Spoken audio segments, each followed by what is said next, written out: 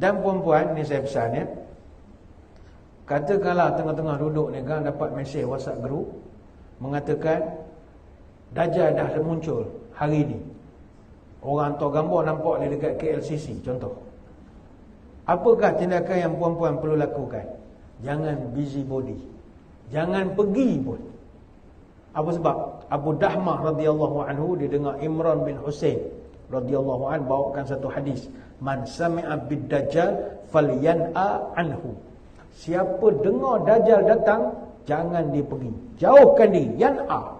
Jauhkan diri. Balik rumah, kunci pintu, baca Quran. Jangan busybody. Sebab orang kita sekarang ni demi sesuatu konten berebut-rebut, bawa macam-macam lah live itu ini, nak menunjukkan bahawa ni dia nak jadi orang pertama yang memberitahu kepada dunia dia telah berjaya menemui Dajjal. Nabi tak beri.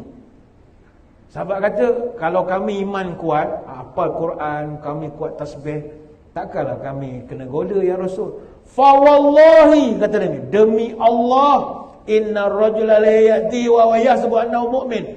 Akan ada umat aku, dia overconfident, dia ilmu dah kuat. Kalau dia jumpa Dajjal, aku takkan digoda oleh Dajjal.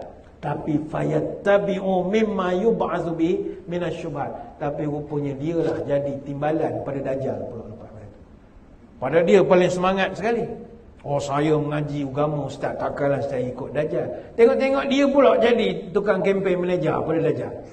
Dajjal ni baik orangnya, rupanya kita salah faham. Rupa ustaz-ustaz penceramah ni penipu semua. Baik sangat. Memang salam. Memang salam.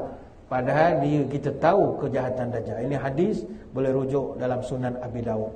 Dan satu lagi puan-puan, yang ni saya sebut salah sikit nak cakap. Majoriti daripada pengikut Dajjal adalah wanita. Jadi puan-puan esok kalau Dajjal keluar, usah sibuklah.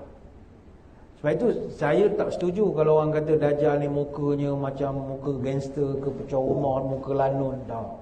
Saya ingat Dajjal ni handsome, good looking. Kalau tak takkan perempuan ikut. Dia mesti good looking. Saya tak kata muka macam Arab ke Mat Saleh ke, tapi dia good looking lah, yang menyebabkan orang jadi nak ikut. Kalau tak pun mungkin muka dia macam handbag ke, saya pun tak tahu. Mungkin muka dia bentuk handbag ke, yang menyebabkan orang jadi nak ikut.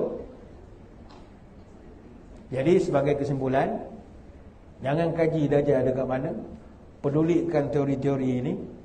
Ikut Nabi suruh, mohon perlindungan daripada Dajjal. Sebab the trial of Dajjal ini adalah seberat-berat ujian pada manusia.